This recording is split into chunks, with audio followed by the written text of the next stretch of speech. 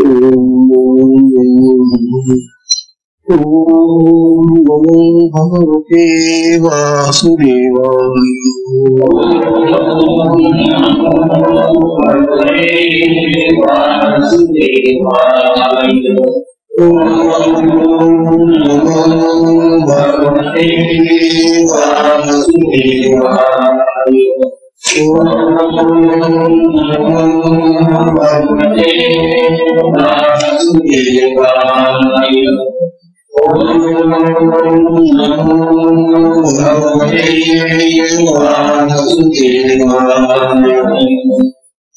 श्री सद्गुरु महाराज की अवधूत चिंतन श्री गुरुदेव पूजा श्री सद्गुरु संत ज्ञानी महाराज की जय।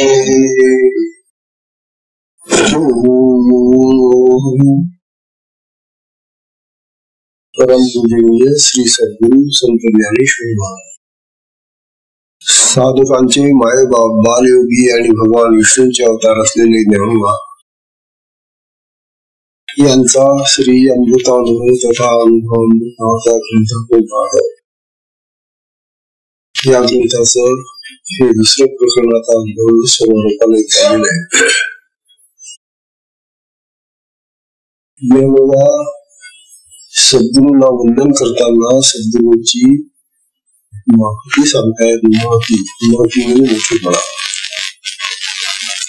सद्गुरू कसे असतात, सद्गुरूचं स्वरूप काय, सद्गुरूंना वंदन कसं करायचं, आणि आता ते असे सांगून राहिले की अरे शिष्यानो, आपण जर सद्गुरूंचे शिष्य असू तर आपण कोण आहोत, तेव्हा आपण आपल्यालाही समजा आणि सद्गुरूलाही जाणा।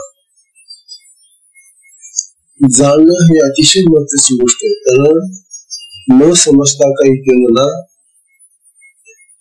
तर त्याचं जे फळ मिळतं ते असं काहीतरी विचित्र मिळतं। जाणून म्हणून एखादी गोष्ट लक्षात घेऊन ज्ञानाने जर केली तर त्याचं मिळणारं फळ आपल्याला अधिक सुखावं आणि आनंदजनक होतं। म्हणून ज्ञानोबा आपल्याला शिष्याचंही स्वरूप जाणा आणि गुरुचंही स्वरूप जाणा असं म्हणत। आता आपल्याला आपलं स्वरूप जाणायचं म्हणजे शिष्याने शिष्याचं स्वरूप जाणायचं म्हणजे काय जाणायचं, हेच मागच्या कालच्या वेळी परवाच्या वेळी सांगत होते। 64वी वेळी कालची परवाची झाली आपली। ज्ञानोबा सांगत होते तैसा गुरु शिष्य विषय हाच एक उल्हास, जरी काही दिसे दोन्हीपणे। या ज्ञानोबांनी आपल्याला असं सांगितलं, गुरु शिष्य हे दोन वाटतात, गुरु वेगळा शिष्य वेगळा। दोन शब्द आहेत, दोन नाम आहेत, दोन शरीर आहेत। म्हणून आपल्याला द्वैताचं दर्शन होतं। गुरु आणि शिष्य हे द्वैत नाहीये। तुम्ही जर असा भेद काढून गुरु शिष्याचं स्वरूप जाणायला लागला तर ते गुरु शिष्याचं स्वरूप तुम्हाला जाणताच येणार नाही। गुरु शिष्य हे अभेदात राहतात, अद्वैतात राहतात, आणि तेच या ओळीमध्ये सांगून राहिले। तैसा गुरु शिष्य विषय, गुरु हे शिष्याच्या रूपाने विषयाने निमित्ताने हाच एक उल्हास आहे। हा गुरुच उल्हास पावतो, हा गुरु विकास होतो, हा गुरुच खेळतो। गुरु शिष्याच्या निमित्ताने प्रकाशित होतो, गुरु शिष्याच्या निमित्ताने विकसित होतो। गुरु शिष्यामध्ये जाऊन आपलं स्वरूप विकसित करतो।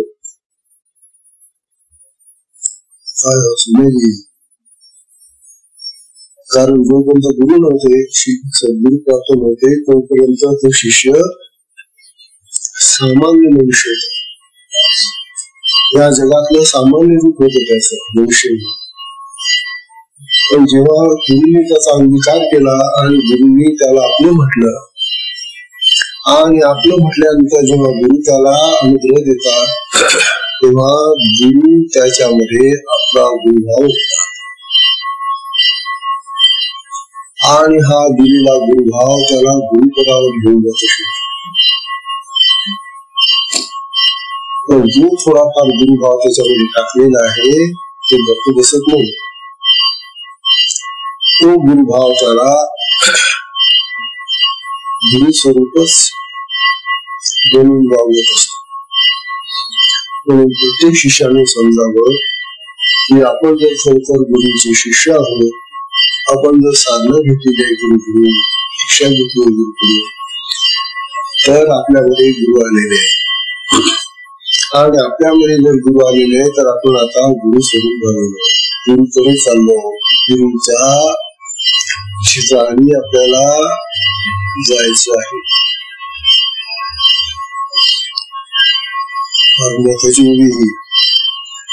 दोन अशी देहाने तर दोन पाहिजे, पण देहाने किंवा हा जो बाह्य फरक आहे शब्दांचा तो महत्वाचा आहे. आत्मा, गुरुचा आत्मा आणि आता शिष्याचा आत्मा एकच आहे. आणि आत्मा एक असल्यामुळे गुरुला चटकन त्यांना आपल्यामध्ये घेतात. देह एकत्र होऊ शकत नाही. बघा ना, आता जर आपल्याला म्हटलं की बाबा याच्या देहामध्ये आपल्याला जायचंय, कसं काय झालं? देह एकत्र नाही होऊ शकत. परंतु गुरुमध्ये आणि शिष्यामध्ये असलेला जो आत्मा आहे, जे आपले चैतन्य आहे, जी शक्ती आहे, ती एक होऊन आहे. आणि ती जर एक होत असेल तर तो शिष्य गुरु समजा त्याला गुरु मानलं पाहिजे. त्याच्या ठिकाणी काही प्रमाणामध्ये गुरुत्व एवढं समजत. कदाचित गुरु श्रेष्ठ असल्यामुळे त्यांच्यामध्ये ते प्रमाण अधिक असेल, त्याच्यामुळे पूर्ण प्रमाण असेल, पण मेहनत झालेला आहे. याच्यामध्ये बाकीचं दुसरं प्रमाण पुष्कळ आहे. म्हणून या ओळीमध्ये ज्ञानवाणी आपल्याला शिष्याचं स्वरूप जाणायला सांगितलेलं आहे. त्यानंतर 65व्या ओळीमध्ये सुद्धा ज्ञानवाणी एक दाखला दिलेला आहे, दृष्टांत देऊन सांगितलेले की आरसा आणि मुखी, मी दिसे हे मुखी, आपले ओळखी जाणे मुख. ही ओळी विकासकत्री वेगळा विचार घेऊन जाते आपल्याला. ज्ञानवाणी आपल्याला आरशाचं उदाहरण देऊन सांगतायत. आरसा आणि आपलं तोंड, मुख. तेव्हा मी जेव्हा आरसा घेतो आणि त्यामध्ये माझं मुख पाहतो, तेव्हा आरशातल्या मुखाला मीच पाहतो. ते आरशातलं जे मुख आहे ते वास्तविक माझं स्वरूप नाही, माझं मुख नाही. ते जे आलेलं आहे ते या मुखाचं प्रतिबिंब आहे. म्हणून ज्ञानवाणी सांगतात, आरसा आणि मुखी, मी दिसे हे मुखी. आरशामध्ये मी दिसतो हे म्हणणं निरर्थक आहे. माझं मुख दिसतं हे कदाचित वाटत ठरवणे, पण ज्ञानवाणी असं म्हणतात, मुख आपल्याच ज्ञानाने आपल्याला पाहते. हे माझं जे मुख आहे ना, हेच आपल्या ज्ञानाने आपल्याला पाहते, त्या मुखाला पाहते. आरसा मुख दावत नाही, कारण तो जड विचार, तो चैतन्य नाहीये. चैतन्यातलं आमच्या मुखाकडे, आमच्या शरीरामध्ये चैतन्य आहे, त्या आत्म्याचं, म्हणून ज्ञान आमच्यामध्ये आहे, ज्ञान आरशात नाहीये. आरसा ज्ञानी असू शकेल का? अहो एखादी वस्तू घेतली, आता हे झांग घेतली, या झांग मध्ये काही ज्ञान आहे का? त्याला कुठेही ठेवलं, कसंही ठेवलं, काही केलं तरी तुला ते कळतं का? त्याप्रमाणे तो आरसा सुद्धा एक वस्तू आहे आणि वस्तू जड आहे, अचेतन आहे. मग अचेतनाला ज्ञान नसतं. मग आम्ही जे म्हणत असतो तुम्हाला आरसा माझं तोंड दाखवतो, हे म्हणणं चुकीचं. प्रथा करून गेली म्हणजे त्याला काय करणार? आणि ती अशी अज्ञानाने करून गेलेली प्रथा आहे. तेव्हा असं म्हणायला पाहिजे की माझंच मुख मला आरशामध्ये दाखवतो ना, आरसा मला माझं तोंड दाखवतो असं म्हणण्याच्या ऐवजी काय म्हणावं, हे माझं मुख आहे ना, हेच मला माझं मुख दाखवतो आरशात. एवढंच आहे की आरशात दाखवतो, उपाधी आरसा आहे, आरसा दाखवू शकत नाही. हा जो विचार आहे जड आणि चेतनाचा, हा समजून घ्या. तेव्हा देव आपल्याला असं सांगताय, कारण ते जे तोंड आहे आरशातलं तोंड, ते खरं तोंड नाहीये. आणि ते जर खरं नाही तो आरसा कसं काय दाखवेल? खरं तोंड दाखवतो लागेल. म्हणजे तो आरसाही दाखवतो म्हणे तर ते सुद्धा माझं तोंड दाखवतो असं म्हणतात. एक तर आरसा माझं तोंड दाखवतो ही एक चूक, आणि आरसा माझंच तोंड दाखवतो ही दुसरी. आता आरसा काही दाखवू शकत नाही, आरशाला काहीच चैतन्य नाही, जीवत्व नाही. आणि पण तो माझं तोंड दाखवतो असं म्हटल्यानंतर माझ्या तोंडासारखंच ते तोंड असलं पाहिजे ना. आता तू जर पूर्वेकडे पाहून राहिला आणि आरशातलं तोंड पश्चिमेकडे पाहून राहिला तर तुझं तोंड कसं असेल? ते काय तुझं तोंड ते म्हणजे ते तुझं तोंड नाही. मग तुझंही तोंड फिरून घ्यावं लागेल, तोंड फिरून पाहतो तिकडे. तात्पर्य असं की हा जो माझा मुखाचा भाग आहे, यामध्ये चैतन्य आहे, या डोळ्यामध्ये चैतन्य आहे, आणि या चैतन्याच्याच प्रसाराने बुद्धीने ते मला करतो. हा देवाला सांगायचा अर्थ आहे. हे जसं सद्गुरूंचं जे स्वरूप आहे, सद्गुरूंच्या स्वरूपाचं दर्शन आपल्याला शिष्यामध्ये होतं. शिष्य असा नाही, ते चैतन्य आहे. ते चैतन्य ना त्याचा जड आहे का? जड आहे का? मूर्ती नाही शिष्य, शिष्य चैतन्य आहे. आणि म्हणून चैतन्य स्वरूप असल्यामुळे चैतन्याचं दर्शन आपल्याला शिष्यामध्ये होतं. हे दैव आपल्याला उदाहरण सांगतो.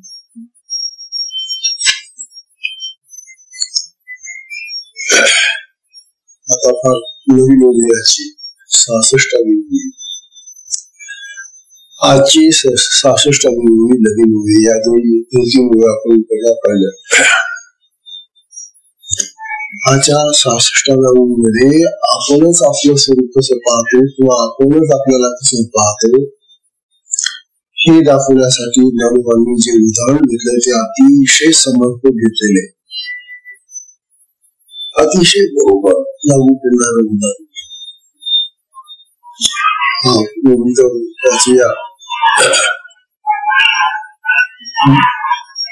ज्ञानो म्हणतात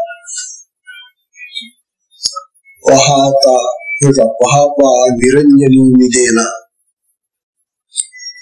पहा निरंजनी निदेला, तो निर्विवाद ऐकला. तो निर्विवाद एकला पहापा निरंजनी निदेला पहापा निर्विवाद एकला तरी चेता चेतविता झाला तरी चेता चेतविता झाला दोन्ही तोची तरी चेता चेतविता झाला दोन्ही तोची थोडी कळते थोडी नाही कळते. दृष्टांत येतो सोपा आहे. ज्ञानेश्वर महाराजांनी असा दृष्टांत दिलेला आहे. पहापा म्हणजे लक्षात घ्या. हे साधकांनो हे शिष्यांनो थोडं लक्ष द्या बरं का. आम्ही काय सांगतो ते काय. कोणी एक मनुष्य निरंजनी निदेला. निरंजन म्हणजे जिथं जन नाही ते निरंजन. निर्जन आपण म्हणतो ना निर्जन ठिकाणी. निर्जन म्हणजे काय कोणी माणसं नाही तिथं जन नाही. अशा एखाद्या अरण्यामध्ये झोपला समजा. झाडं असतात सावली असते काही कामासाठी आला असतो लाकडं गोळा करायला थकून जातो मुलाचा आणि मग तो एका झाडाखाली झोपला. तो निर्विवाद ऐकला.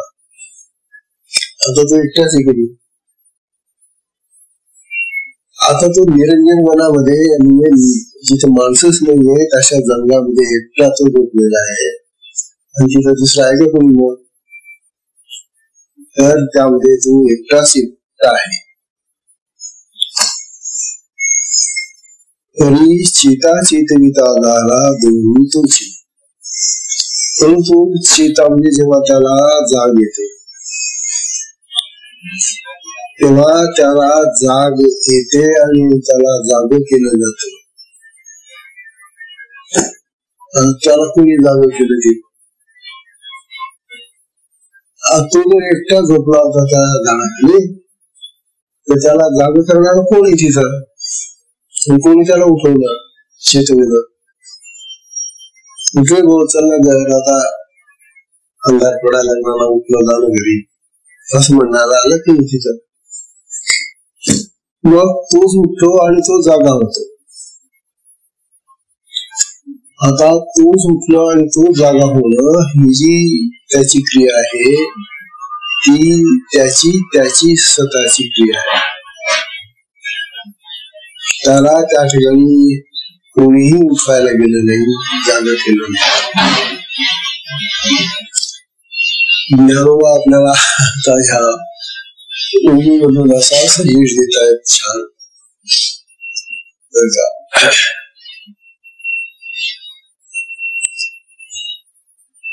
एकच वस्तू कशी करण्यासाठी ज्ञानेश्वर महाराज झोपेचा दृष्टांत देऊन राहिले. वास्तविक हा दृष्टांत समाधीचा दिला असता तरी चाललं असत. कारण समाधीमध्ये सुद्धा देहाचा विसर पडलेला असतो. ही एक निद्रा अवस्थाच आहे. झोप आणि समाधी याच्यामध्ये फक्त फरक एवढाच आहे की समाधीमध्ये जागृती आहे आणि निद्रेमध्ये जागृती नाही. तर परंतु देवभान नाही समाधीमध्ये. परंतु समाधीचा अनुभव सगळ्यांना नसल्यामुळे ज्ञानोबांनी समाधीचा उपयोग नाही केला या ठिकाणी. त्यांनी आपला निद्रेचा आश्रय घेतला आणि तो दाखला दिला. सगळे लोक झोपतात आणि उठतात आपोआप उठतात. आम्ही जेव्हा झोपून जातो आणि झोपेमधून आम्ही जेव्हा आपणच आपल्याला उठून जागवतो. आपल्याला कोणी जागवत उठवत नाही काही. आपलेच आपण उठतो आणि जागे होतो. हे जे आपण आपल्याला उठणं आणि जागे होणं हे जे आहे ना, ज्ञानोबा हे सांगताय की आम्हाला ही जी अज्ञानाची जीवदशा आलेली आहे ना, ही निद्रा आहे. आमची निद्रा कोणती आहे आता? जीवदशा. देहभाव मीच आहे, मी आत्मा असं नाही म्हणत, मी देह आहे. आणि या देहभावामुळे येणारं जे अज्ञान आहे, अविद्या आहे, माया आहे, ही निद्रा आहे. जीवभावाच्या दशेतून आम्हाला जागृत करणारा कोण? तर तो आत्माच आम्हाला जागृत करतो. सद्गुरु ते जे गुरुतत्व आहे, ते गुरुतत्वच आम्हाला त्या अज्ञानातून जागृत करणार आहे, त्या जीवदशेतून जागृत करतात. आमच्या अज्ञानामधून आम्हाला जागृत करणार आमचं जे आत्मचैतन्य आहे ते एक असत. तेव्हा हे शिष्या, तू जे अज्ञानाच्या निद्रेमध्ये आतापर्यंत झोपलेला होतास, जोपर्यंत तू शिष्य नव्हता तोपर्यंत ही सगळी जगातली माणसं अज्ञानाच्या निद्रेमध्ये झोपलेली असतात. ती बाहेरून काम करते, धंदे करते, सगळं. परंतु ती जी स्थिती असते त्यांची, ती अज्ञानाची अवस्था आहे. आणि अज्ञान हे अंधाराचं प्रतीक आहे, निद्रेचं प्रतीक आहे. म्हणून ज्ञानोबा सांगू राहिले की या अज्ञानामधून जागे करणारं आम्हाला गुरु तत्व आहे, ते आत्मचैतन्य आहे. तेच आम्हाला त्यातून जागे करतं आणि जागून नंतर आम्हाला मार्गदर्शन करतो. तेव्हा हा जो दृष्टांत आहे, या दृष्टांतामध्ये ज्ञानोबा आपल्याला सांगतात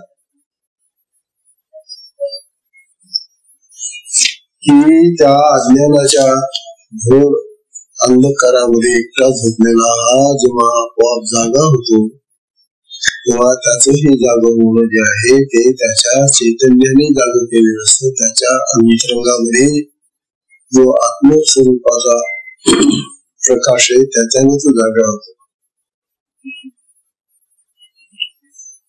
तेव्हा चेता आणि चेतविता तोच आहे. तेव्हा जाग करणारा आणि जागवला जाणारा तो एकच आहे. तो सद्गुरूच त्या ठिकाणी, त्याच्या ठिकाणी असलेला सद्गुरूंचा जो प्रकाश गेलेला आहे, जी शक्ती गेलेली आहे, ती त्याला जाग करते. ज्ञानोबा म्हणून राहिले. ज्ञानोबाची फार सुंदर उभी आहे ज्ञानेश्वरीमध्ये. ज्ञानोबा असं म्हणून गेलेले, त्यावेळेला आपल्याला हा अमृताचा अनुभव असा या संदर्भात आपण ती वाचली नाही. ज्ञानोबा म्हणत होते, जे तुमची चेता तुमची चेवरी. ज्ञानेश्वरी काही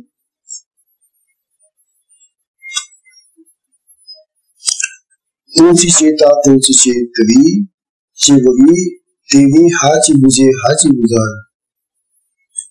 गुरु शिष्यत्व नांदगे ऐसे निहा.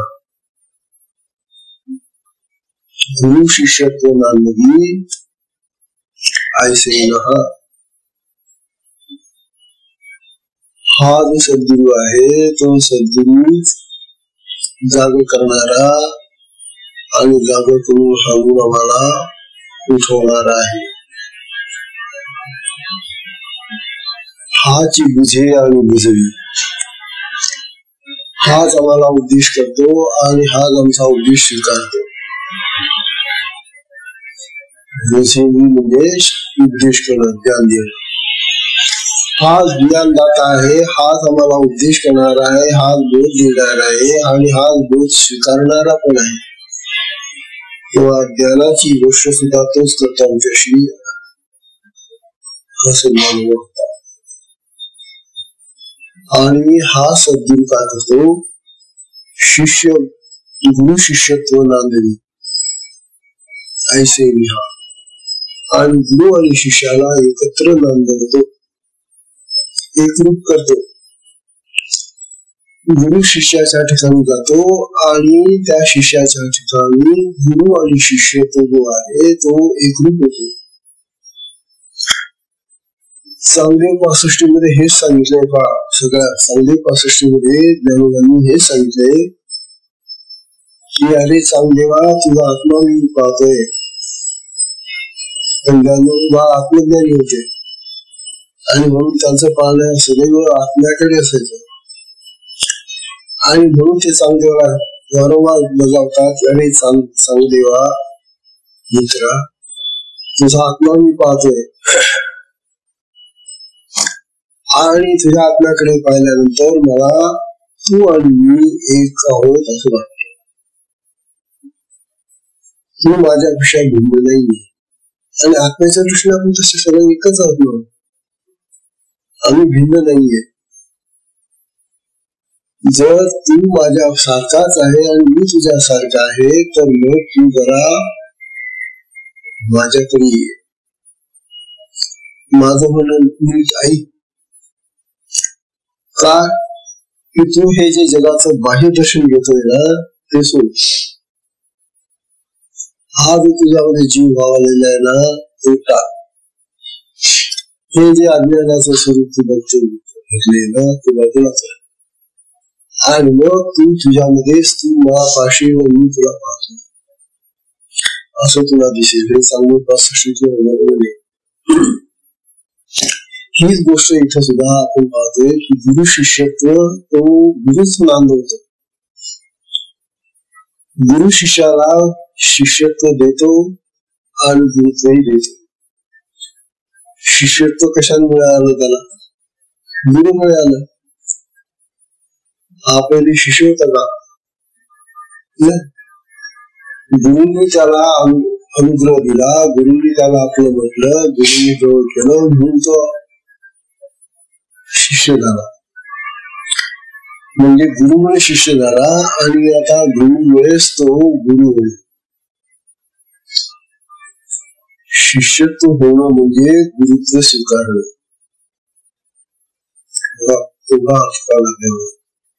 साधी गोष्ट नाहीये. शिष्य होणं म्हणजे गुरुचं गुरुत्व स्वीकारणं. मग आपण गुरुपदावर जाऊ, आपण गुरुच होतो. अशा प्रकारे देवांचा हा विचार आहे तो अतिशय महत्वाचा. आता ही जी 68वी ओळी आहे ती तुम्हाला परवानगी सांगितली होती की ती ज्ञानोबांनी फार वेगळ्या पद्धतीने आता मांडलेली. दृष्टांत आहे तोच, दृष्टांत तोच आहे, परंतु त्या दृष्टांताचा कसा भिन्न अर्थ ज्ञानोबा सांगतायत हे ज्ञानोबांचं कौशल्य आहे, ही त्यांची प्रज्ञा आहे. ज्ञानोबा काय महान होते हे या ओळीमधून कळतं. मग आता ही ओळी पहा 68वी. दर्पणी वीण डोळा, दर्पणी वीण डोळा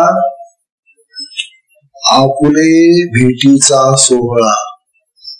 दर्पणी वीण डोळा आपुले भेटीचा सोहळा, भोगिता तरी लीळा सांगतो हे. भोगिता तरी लीळा सांगितो हे. कळलं काही? तो दृष्टांत आहे आरशाचा. पण आरशाचा दृष्टांत आता कसा फिरवला ज्ञानोबांनी बघा या ओळीमध्ये. दर्पणी वीण डोळा. आता आपल्याला काय करायचंय, हा जो डोळा आहे ना आपल्याला, हे डोळे आहेत ना आपल्याला हे पाहिजे. काय पाहिजे आपल्याला, दर्पणी वीण डोळा पाहिजे. आपल्याला आपले डोळे आरशाशिवाय पाहिजे. कशी पाहशील दिसतील का? सवयच नाही मला. आम्हाला ही सवय नसल्यामुळे आम्हाला आरसाच लागतो आमचे डोळे पाहायला.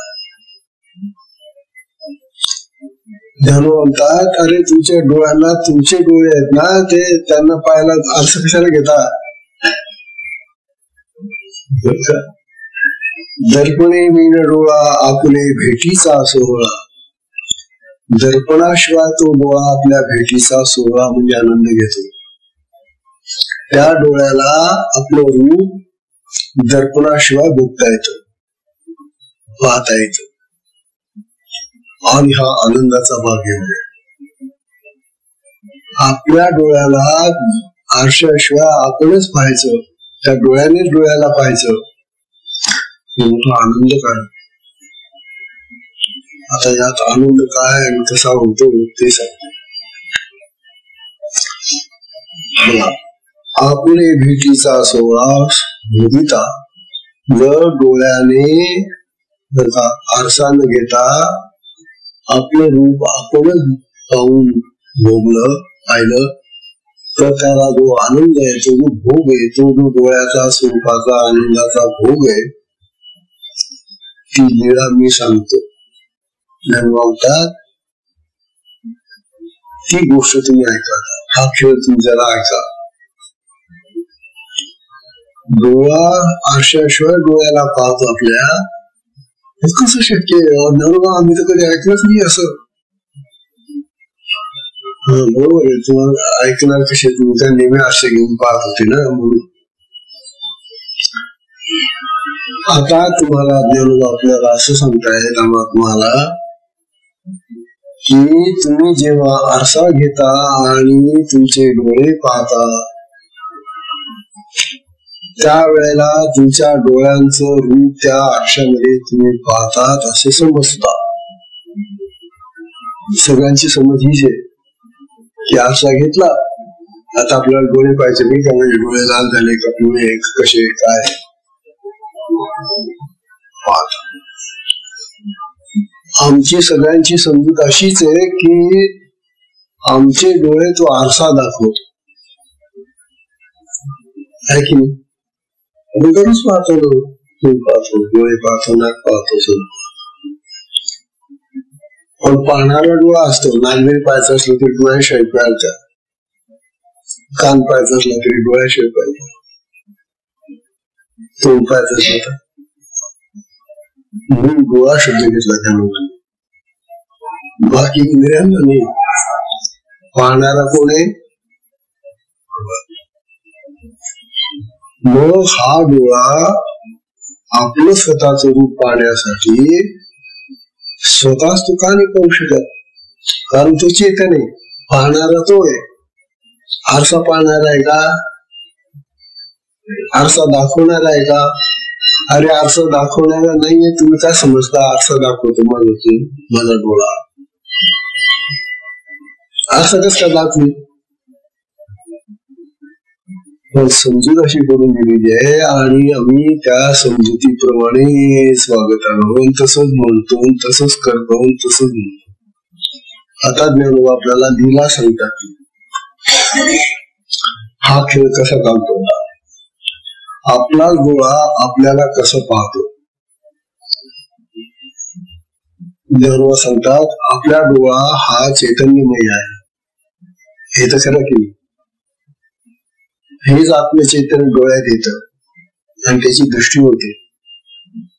मग ती जी दृष्टी आहे तिला आपण वृत्ती म्हणतो, चक्षुवृत्ती. जशी मनाची वृत्ती आहे, चित्ताची वृत्ती आहे, ह्या ज्या वृत्ती असतात ना, वृत्ती म्हणजे एक प्रकारचा प्रवाह, चैतन्याचा दुसऱ्या ठिकाणी जाणारा प्रवाह आपल्या डोळ्यातून. तेव्हा आपल्या डोळ्यातून एक चैतन्याचा चक्षुच्या इंद्रियांच्या मार्फत एक वृत्ती बघाते बाहेर निघते. ही वृत्ती त्या आरशावर अडकते आणि पुढे घेतलेला आहे तो चक्षुंच्या माध्यमातून निघालेली वृत्ती ही वृत्ती त्या आरशाशी टक्कर घेते. त्यांचे पुढे दरम्यान आम्ही तिथं जाऊन आदळते ती वृत्ती आणि तिथून ती परत फिरते. पण तिला पुढे जाता येणार नाही.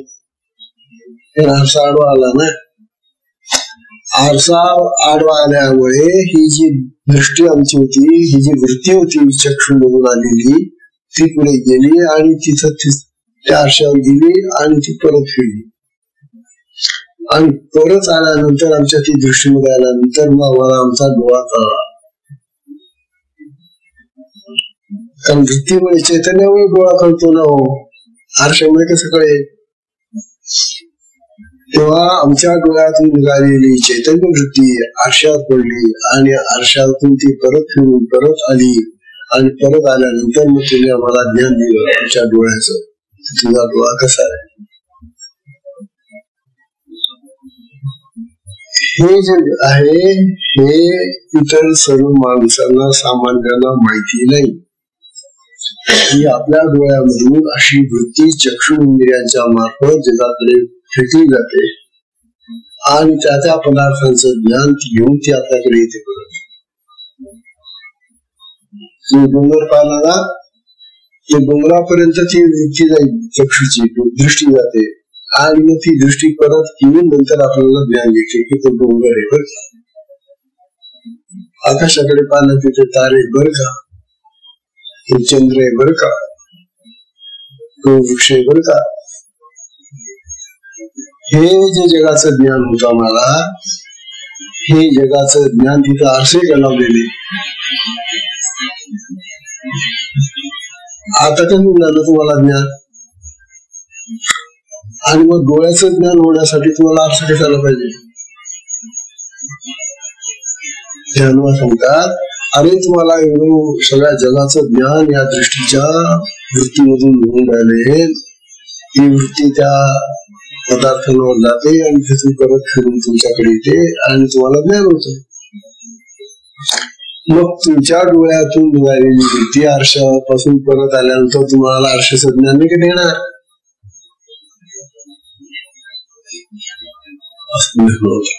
आणि असा जो वृत्तीचा आपला सोहळा आहे त्याच्यामुळे आनंद होतो, त्याच्यामुळे सुख होतं. आपल्याला तो पदार्थ दिसला म्हणून आपल्याला बरं वाटतं, अरे पाहिजे. हा पाहण्यातला जो आनंद आहे तो पाहण्याचा आनंद आमच्या दृष्टीच्या वृत्तीने प्राप्त करून दिलेला आनंद आहे. हे अगदी नमुने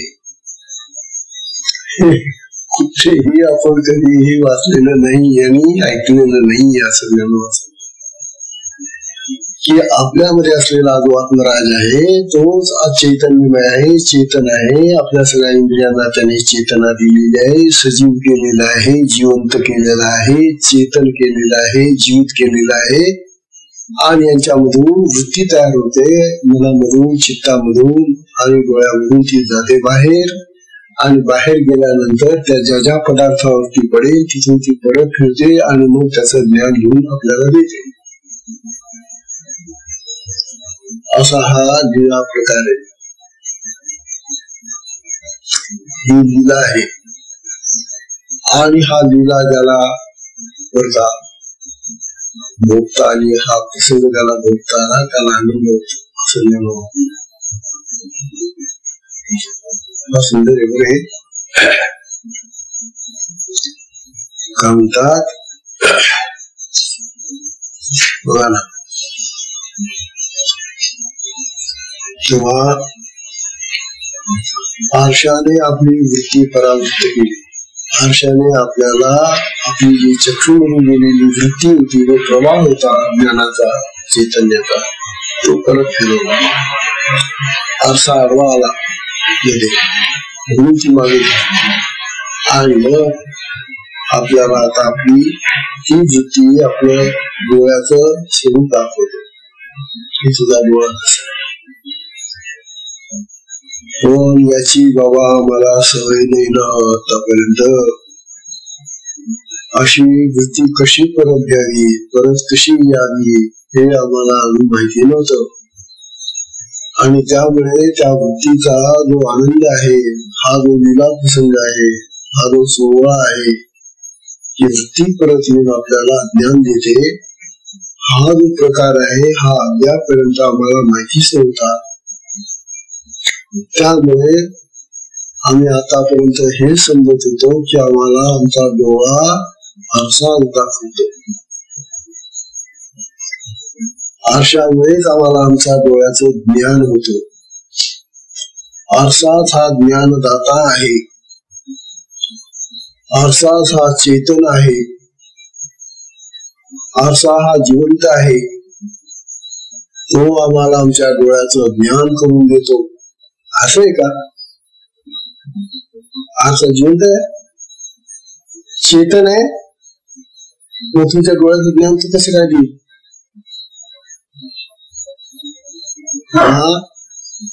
आरशामध्ये ते ताकद नाहीये तुमच्या डोळ्याचं ज्ञान देण्याची. तुमच्या डोळ्याचं ज्ञान देणारा तुमचा आत्मा आहे. तो चेतन आहे, ते चैतन्य आहे, तो ज्ञानवान आहे. आणि ती ज्ञानशक्ती चेतना ती जेव्हा त्या आरशावर टकरवते आणि परत येते तेव्हा ज्ञान होते डोळ्याचं. आता हे उदाहरण कसे लागू करते शिष्याच्या बाबतीमध्ये ते सांगतात. उदाहरण दिलं आरशाचं.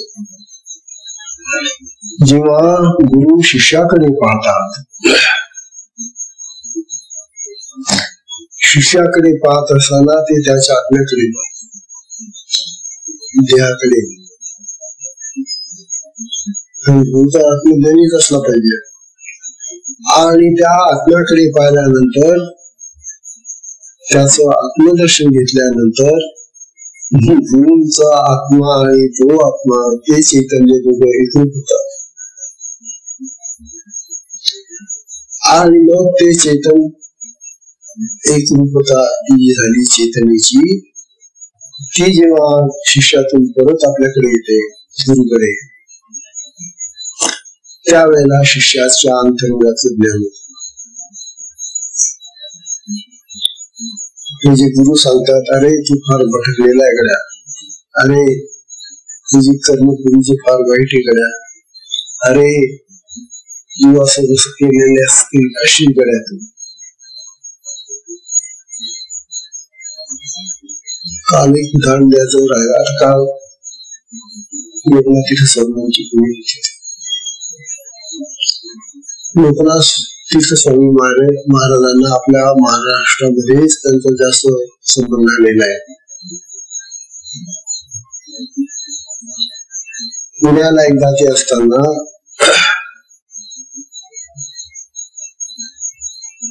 ते असे साधेच्या चटईवर बसायचे, आपला आसन टाकायचे खाली, चटईवर बसायचे, चटईवर आसन टाकायचे आणि अशी चटई असायची मोठी, त्याच्यात बसायची.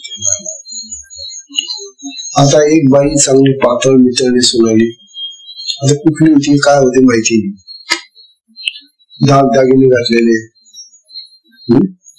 चांगला पोशाख केला होता. आणि आली ते एकदम ती त्या चटईवर लावून बसली महाराजांच्या जवळ. तिला काय माहिती, जसं आपण इतर माणसांजवळ जातो बसतो ना, तशी ती गेली आणि महाराजांच्या त्या चटईवर जाऊन बसली बाजूला. म्हणजे आसनावर चटई मोठी होती ना बाहेर, आणि आसन त्या मनाने त्याचं सुट होत, त्या आसनावर बसलेले होते, चटई मोठी होती, चटईवर आसन होत, पण ती गेली त्या चटईवर जाऊन बसली. महाराजांनी तिला पाहिलं,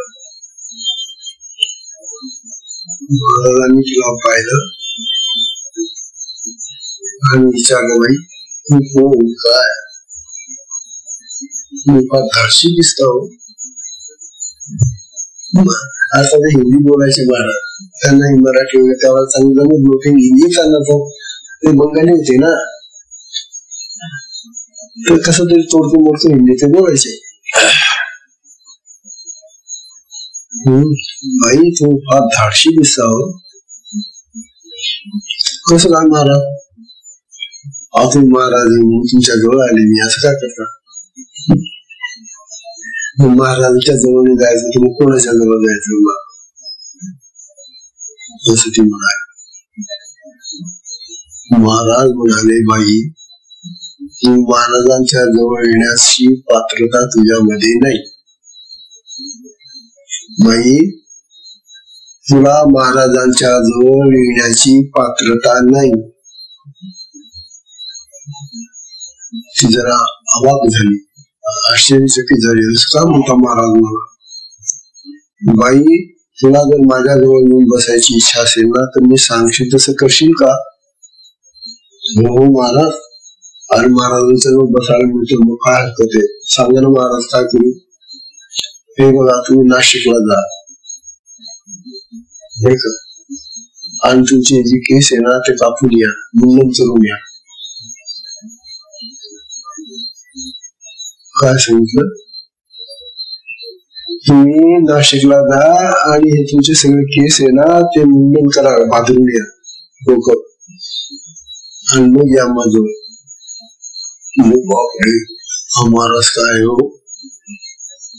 माझे केस काढायला लावतोय. घाबरली महाराज. काय म्हणता तुम्ही? काय हे बाई, संन्याशाजवळ बसायला तुला संन्याशी व्हावं लागेल.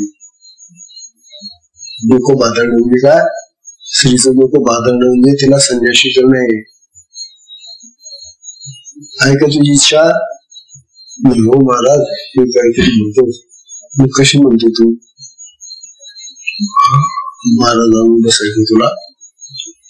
असे महाराज कडक होते. बाई तुझं अंतकरण मी सगळं जाणतो बरं बाई. तेव्हा तुला जर माझ्या जवळ बसायचं असेल तर नाशिकला जाण, बाथरूम घे लोक. असं म्हटल्यानंतर बाईजी आली. तिचं तात्पर्य असं की ज्याच्या जवळ आपल्याला जायचं असतं त्याच्या सहवासात आपल्याला जायचंय, त्याच्या ठिकाणी जायचं असताना आपण आपली योग्यता पाहिली पाहिजे. म्हणून गुरु काय करतात? आधी त्या शिष्याच्या अंतरंगात जातात आणि त्या अंतरंगाचं सगळं दर्शन घेतात आधी, आणि नंतर मग पाहतात की याला करावं की नाही शिष्य, घ्यावं की नाही याला जवळ. आणि तो तर गया वया करून म्हणतच असतो, महाराज मला दिशा द्या, महाराज मला दिशा द्या. पण अशा अयोग्य शिक्षाला जर दीक्षा दिली आणि त्याला जर जवळ घेतलं तर गुरुला जो त्रास होतो, या अनेक वाईट गोष्टी गुरुला सहन कराव्या लागतात, त्याची जी पाप असतात, त्याच्या ज्या कृती असतात, त्याचा गुरुला अतिशय त्रास होतो. आणि ते सगळं अंतरंग त्यांनी पाहिलेलं असतं ना, त्याचं ते अंतरंग पाहण्यासाठी ते त्याच्या आत जातात आणि त्याचा शोध घेतात की काय याच्या ठिकाणी. आणि म्हणून गुरु सहसा लोकनाथ तीर्थ महाराज सहसा असे कोणालाही दीक्षा देत नसत. आणि आज त्यांचे शिष्य कसे दीक्षा देऊन राहिले हे मोठं आश्चर्य वाटत. लोकनाथ तीर्थ महाराज फार कडक होते या बाबतीमध्ये. असो, तेव्हा शिष्यत्वाची परीक्षा केल्यानंतर शिष्य होण्याला तो चांगला असला, त्याचा भाव, त्याचा अंतःकरण,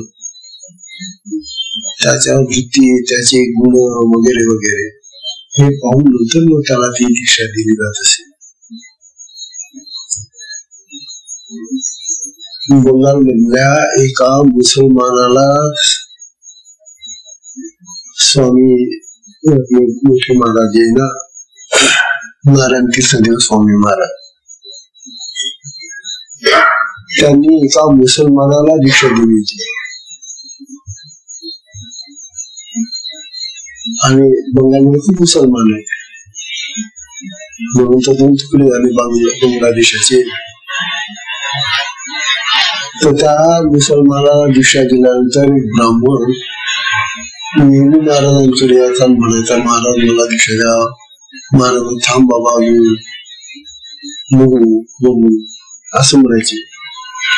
पाहू पुढे पाहू. आणि तो सारखा नेहमी यायचा. महाराजांना सांगायचं महाराज मला दीक्षा द्या ना. आणि जेव्हा त्या ब्राह्मणाला कळलं की महाराजांनी एका मुसलमानाला दीक्षा दिलेली आहे,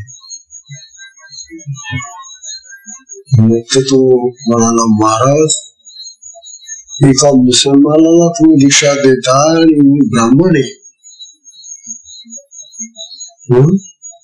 मला तुम्ही फिरवा फिरवून द्यावे. मला म्हणता उद्या पाहू उद्या पाहू पाहू पाहू असं म्हणता.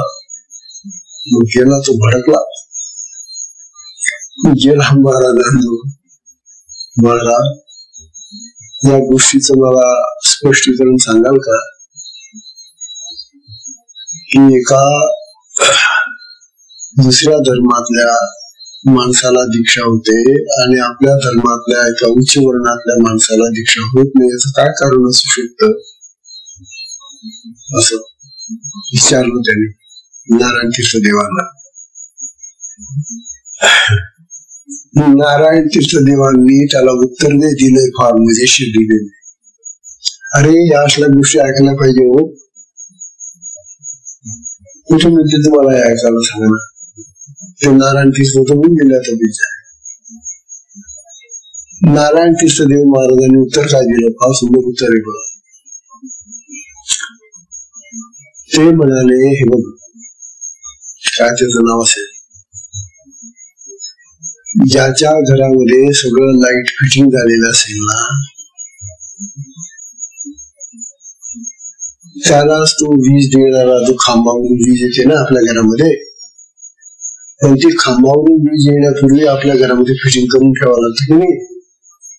का आधी पूर्ण वीज घ्यायची नंतर मग फिटिंग करता का?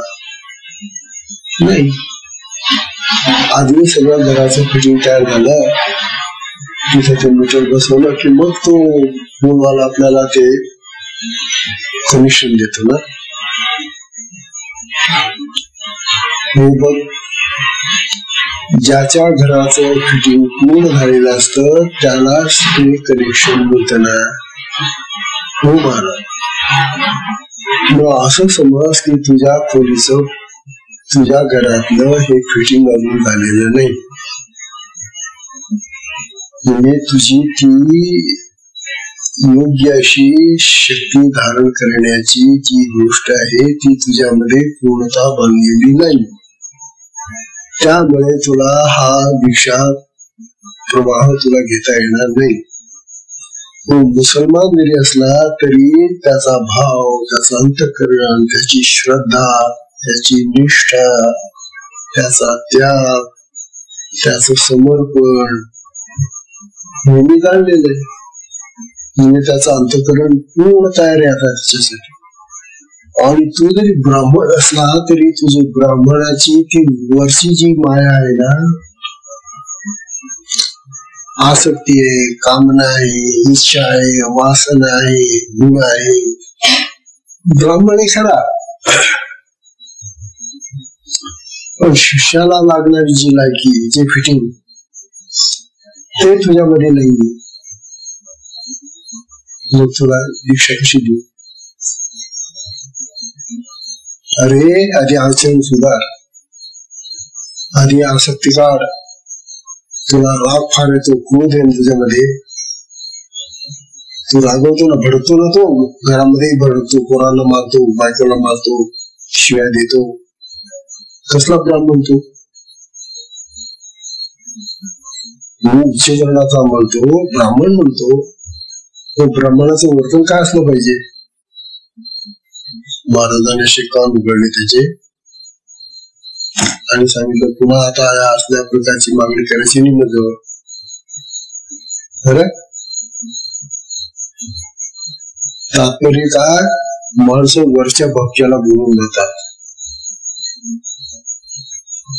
किंवा गुरुने असं करू नये, हा आपल्याला चांगला पैसा देईल बरं का, याला आपण दीक्षा देऊ, अशा हेतूने दिली गेलेली जी दीक्षा आहे ना ती फसवणूक होईल. म्हणून गुरु शिष्याच्या अंतःकरणामध्ये जायला पाहिजे, जातात आणि त्याचा सगळा शोध घेतात. आणि शोध घेतल्यानंतरच मग त्याला पात्र ठरवून नंतर त्याला दीक्षा दिली जाते.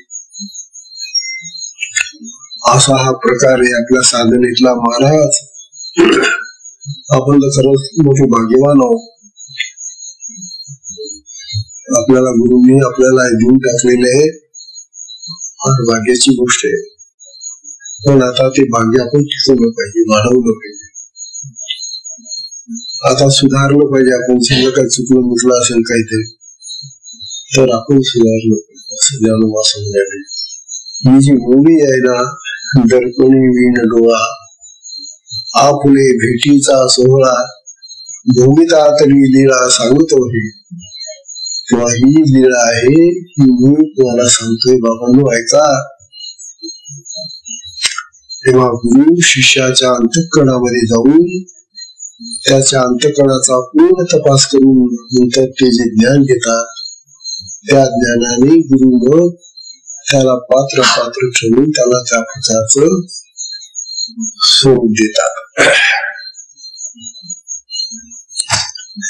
ज्ञानेश्वर महाराजांनी सुंदर ओवी लिहिली ज्ञानेश्वरी सुद्धा. ज्ञानेश्वर म्हणतात, परतोनी पाठी मोरे ठाके, परतोनी पाठी मोरे ठाके. ती वृत्ती परत येते, पाठी मोरे ठाके म्हणजे परत येते. आणि आपण याते आपण देखे, आणि आपण याते आपण देखे, देखत खेळ ओळखे म्हणे तत्व तेवी.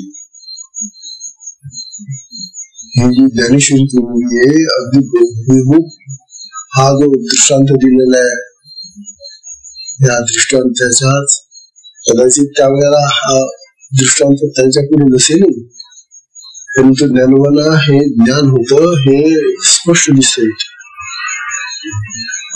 तात्पर्य सद्गुरूच स्वरूप काय असतं, स्वरूप जाणणं शिष्याने प्रथमतः आपल्याला जाणणं आणि नंतर गुरुला जाणणं, हे दोन्ही भाव अगदी महत्वाचे आहेत. आपल्याला आपण माहिती नाही आपण कसे आहोत, आपल्याला आपण माहिती नाही तर आपण चांगले आहेत का वाईट आहोत. आपल्याला आपण चांगले दिसतो, कसे कपडे घाले बा, किती छान कपडे आहोत. अरे तुझे कपडे तू घातले, तू त्याला चांगले म्हणून राहिला. अरे हे चांगले का वाईट हे दुसऱ्याने म्हणाला.